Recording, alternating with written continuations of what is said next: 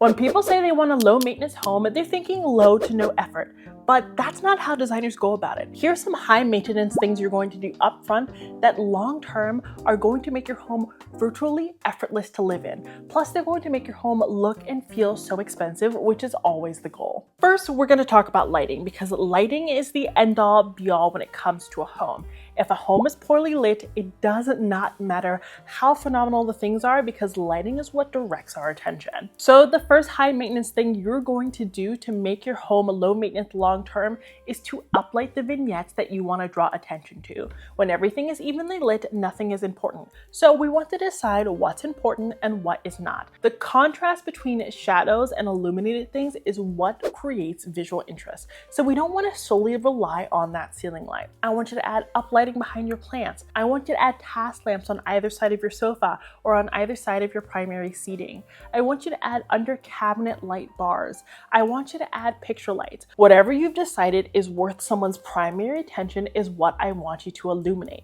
And when you illuminate something, you need to allow there to be shadows on either side. Shadows are just as important as negative space in interior design. To do this, I use plug-in uplights.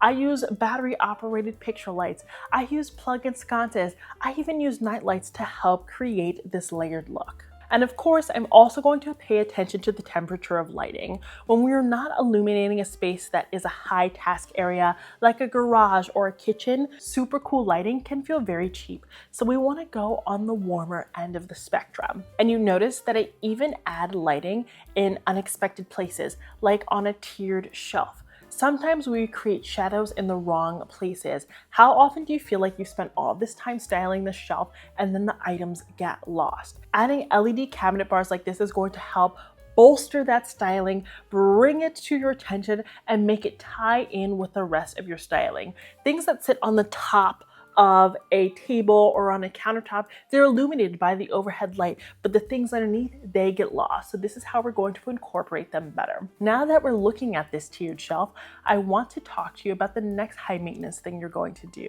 And that is going to be style every tier of a table or a bookcase. Sometimes we just think about the things that are on top or are on eye level. And these are very important because these are the things that we see first and foremost.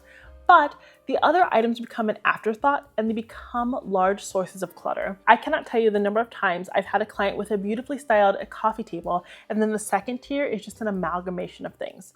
Of course we need storage, of course we need our homes to be practical, but I want you to style both tiers. If the top tier has items on the periphery, the next tier is going to have that item in the center. We want to follow the diamond rule that I've shared before. This is also going to apply to bookcases, tiered consoles, open shelving in your kitchen, and we want to style every level with the same enthusiasm for design. So if you get tired of styling, leave it and come back to it.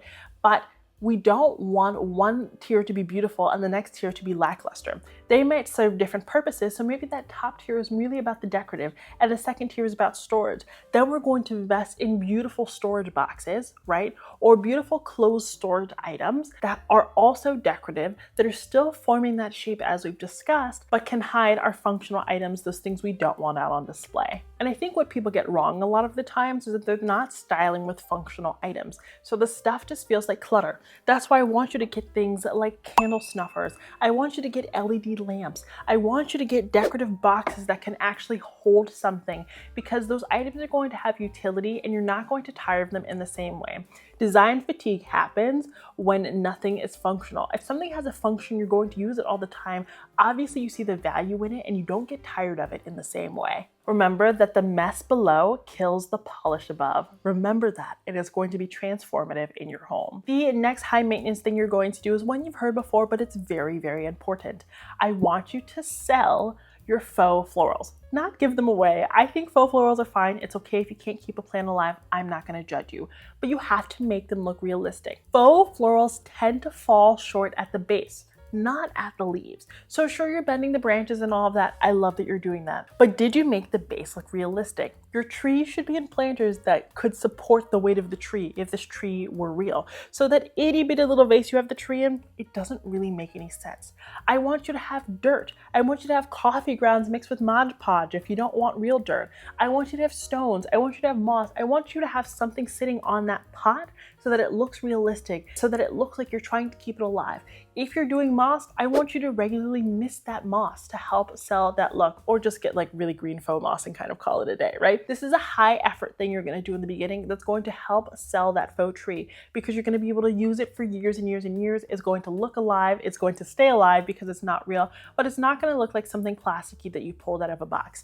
The base is really where we fall short, and we want to bolster it. That can even mean putting some boxes in the base to help raise it in the planter. You might even glue those rocks in place. Again, high effort, but worthwhile long term. And don't forget, we do want to uplight a lot of these trees, not all of our faux florals, but our trees for sure, so that we could really take advantage of those shadows created by those leaves hitting the wall and help create almost like a nice artistic visual experience as we move throughout the day. It'll really reflect what's going on outside indoors, because the shadows will hit it differently at all different times of the day and really create a beautiful look. I cannot tell you how often people forget about different perspectives. A lot of the times we think about styling head on, but we often forget to consider how something looks from the other perspectives, whether that's from the side at a 45-degree angle, from below. We forget to consider all of the different strata of something. We also forget to think about how a design looks in motion. So we are rarely sitting staring at a console table or staring at a coffee table. We're walking around it. We're looking at it while we're glancing at the TV. So we want to think about how something is styled when we're looking at it more casually, more quickly. Are we going to have the impact that we need in those different moments from those different perspectives? So I want you to look at your decor and make sure that you're staggering things in terms of layers, in terms of depth. If all of your decor is pushed right to the front of the coffee table or right to the front of the side table, what's going on from the back? It looks empty, it looks forgotten. We want to stratify our items not just vertically, but also horizontally. Again, this is effort up front, but it's going to make your design look a lot more high end. Now, this is one of the most high maintenance things of all, but it's really going to make a phenomenal impact on your home. I want you to move away from the small anchors. Small decor requires small adjustments constantly, right? Because we're always adjusting something, we're always trying to make it work, we're always trying to zhuzh it up. We want anchors that are larger. I want you to go for the big vase. I want you to get the big tray. Bigger is sometimes better in design, but I know it's more costly, and I know it takes more time to find something that's the perfect fit.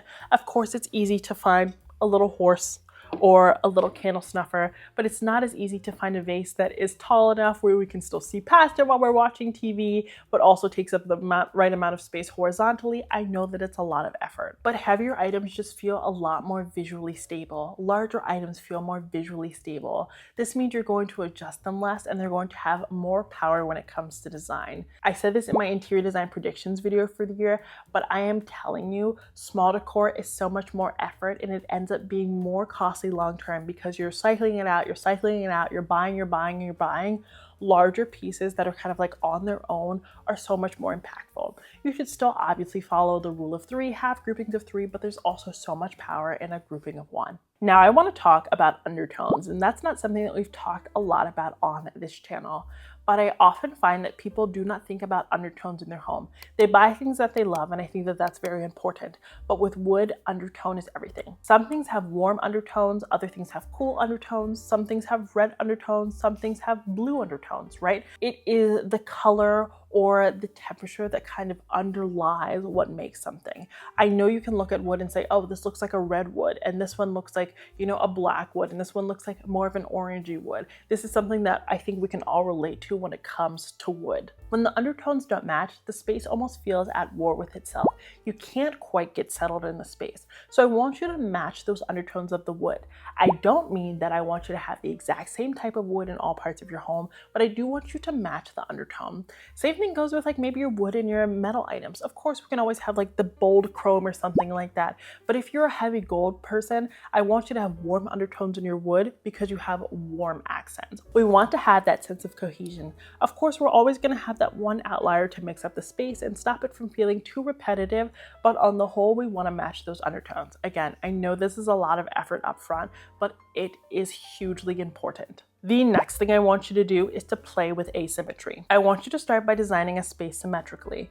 That means we're having the same items on both sides, right? It is a mirror image of itself. Then I want you to mix it up.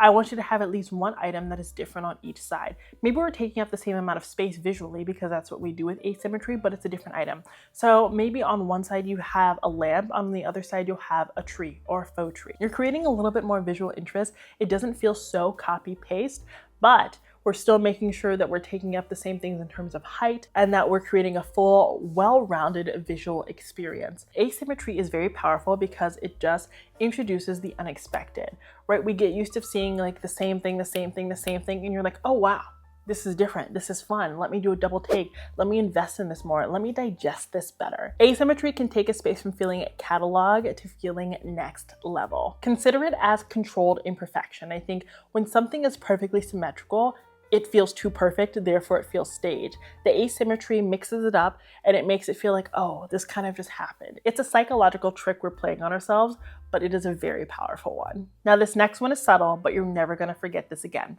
We're going to hide the infrastructure. Even if you don't have kids, I want you to get outlets that appear baby-proofed, or I want you to get outlets that blend in. We don't want to see the infrastructure. I want you to do that cord management, set up your smart plugs. I love the Casa ones. Set up your uplighting, set up all of the stuff, and do the cord management and hide it so that we never have to see it again.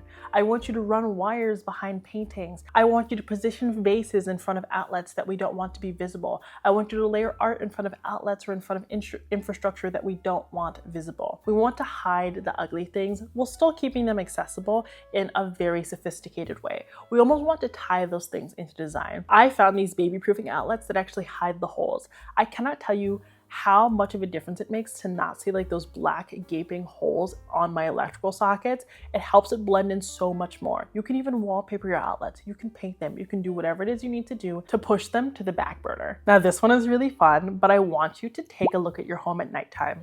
We spend so much time designing for the daytime, but does your home look good at nighttime? Is there ample lighting? Are your mirrors reflecting something good? Does it feel warm? Does it feel cozy? Does your living room feel like a space you want to hang out at nighttime, or is it a place that only looks inviting for the daytime? We want the design for the evening hours as well. Again, we're going to do that with our smart plugs, our smart light bulbs, and it's also going to rely very heavily on texture. So your blankets, your sofa covers, the pillows that you choose, this is going to enhance your experience at nighttime because it's going to allow you to sink in. It's going to allow you to relax. It's going to allow you to feel less structured, which is exactly how your home should feel at nighttime. But we also want that to do so in a way that doesn't require morning maintenance and shutting down the house every night and restyling every night. Again, we don't want that. So this is going to be something like getting it down pillow inserts as opposed to down alternative ones, having the right blankets, making sure that your coffee table is positioned in a place that allows for the movement of traffic. It's scaled correctly, but it's also accessible for you to put your feet up on it. You have a table easily accessible for you to eat on. You have coasters accessible to you. Little things like that are going to greatly impact your nighttime experience at your home and elevate it. And even consider whether or not you can see your artwork at nighttime. Is it totally lost? Did you forget the picture lights? Did you forget the sconces? Did you forget the uplighting? Are all those things that you spent time investing in getting lost because you can't see them? And while I've said this throughout, I want to make this an entire talking point.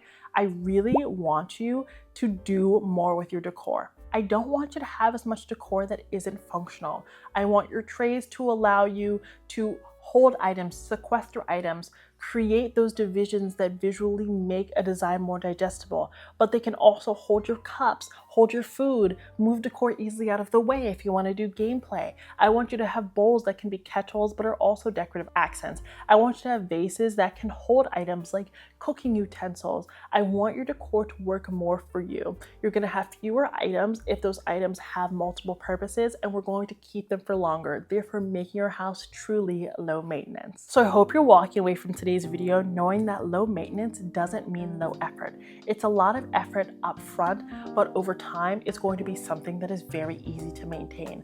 And I promise you, these high maintenance upfront tasks are going to make your home not only look expensive, but also feel expensive. You're going to have a luxurious experience, and one of the primary luxuries is going to be having a home that is easy to live in. If you want to shop any of the products I use to make my home low maintenance, I've linked them all down below. Thank Thank you so much for watching today's video, and be sure to let me know down in the comments which tip you are going to try. Until next time, have a beautiful day.